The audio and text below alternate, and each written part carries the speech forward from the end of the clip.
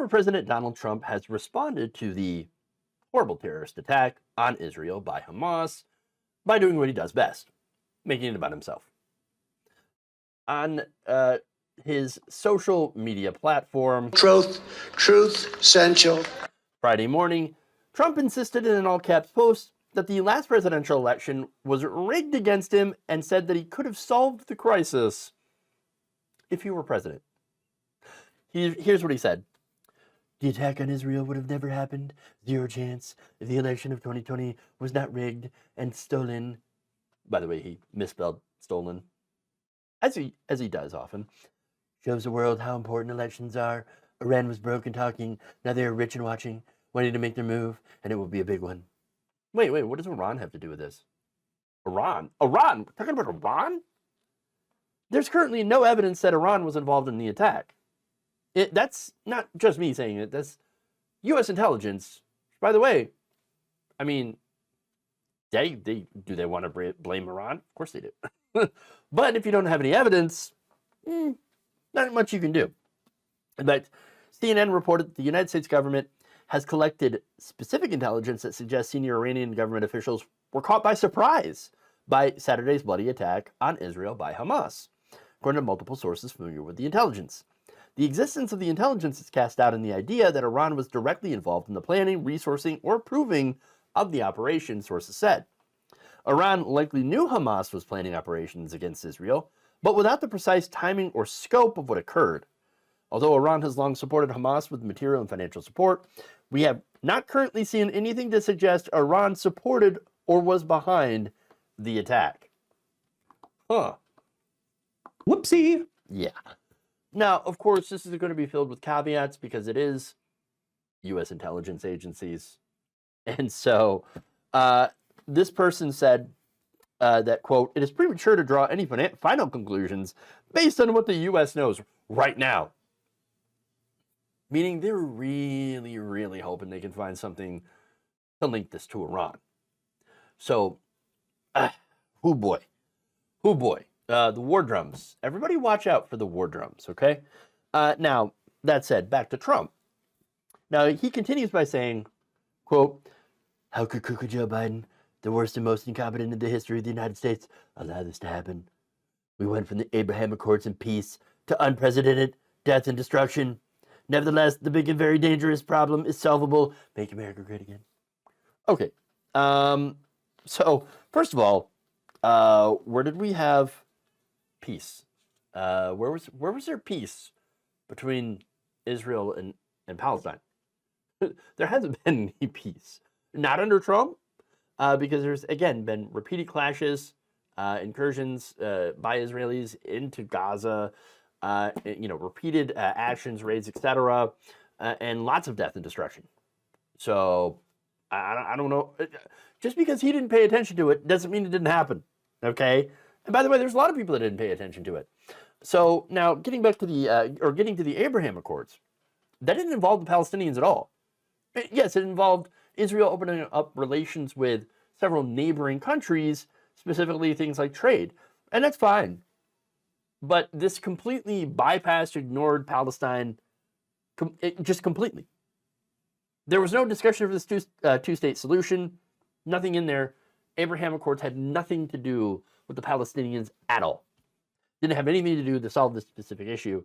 In fact, Abraham Accords, I mean, that's one of the big criticisms of the Abraham Accords, is that it didn't do anything to ensure peace between the Israelis and Palestinians. So, and that said, did Biden do anything about it? No. Biden hasn't done anything to really change that or address anything in relation to Israel and Palestine. So that meant ignoring the fact that Gaza is currently an open-air prison where journalists have been routinely killed by the IDF, Palestinian children have been killed, Israeli children also killed, okay? And so, I don't know about you, but I think the deaths of any children are horrific and wrong and should be criticized no matter who does it, okay? I hate that Hamas killed children. Now, I don't know if the stories about 40 decapitated babies is true. I don't know if it's true. But even so, Hamas still killed children. and it's horrific in whatever way. I also hate that the IDF has killed children, Palestinian children, with bombings, airstrikes, things like that. So it's horrifying. All of it's horrifying. And by the way, now 1.1 million people have been told to leave Gaza by tomorrow.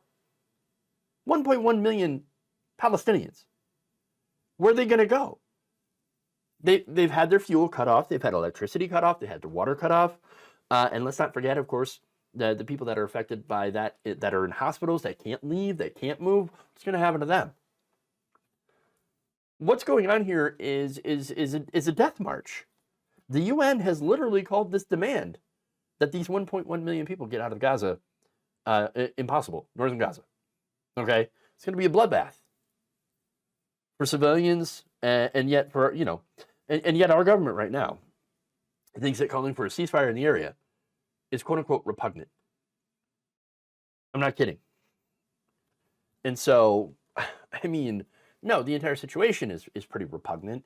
And even more so is Trump trying to use it to push his phony, I won the 2020 election nonsense. I mean, seriously. Look, Trump's Accords, disaster, right? As far as Palestinians are concerned. Left them out on purpose. He doesn't care. He's never cared about this. The only reason that he cares about Israel, by the way, and I think a lot of the right-wingers only care about Israel for this reason, is because the evangelicals think that it's going to kick off the end times, that people are going to get hoovered up into heaven in the rapture, okay, if there's a conflict in the Middle East, okay? Trump wants their votes. Remember, he's called them suckers and idiots. And so he's like, I don't know, I'm going to appeal to them because I think they believe anything. So, again, this is partly that, and of course, so he can make it about the 2020 election and say, you see, this never would have happened if I hadn't had it stolen from me. No, this is sickening. It is sickening. Using this attack, this horrific terrorist attack, by the way, by Hamas on innocent Israeli citizens. That's horrifying, right? And of course, this led to the Israeli government, the right-wing Israeli government, and the IDF, their military, to do war crimes, essentially. I mean, at this point, like, you have the massively right-wing government of Israel that has been doing, these incursions, these invasions into Gaza, keeping people, again, bottled up in an open air prison. You have unemployment that's nearly 50%. You have just about half of the people that are living there, under 18 in Gaza, and it's humanitarian disaster. And then you have Hamas that's doing horrific terrorist attacks. I mean, it's an awful situation.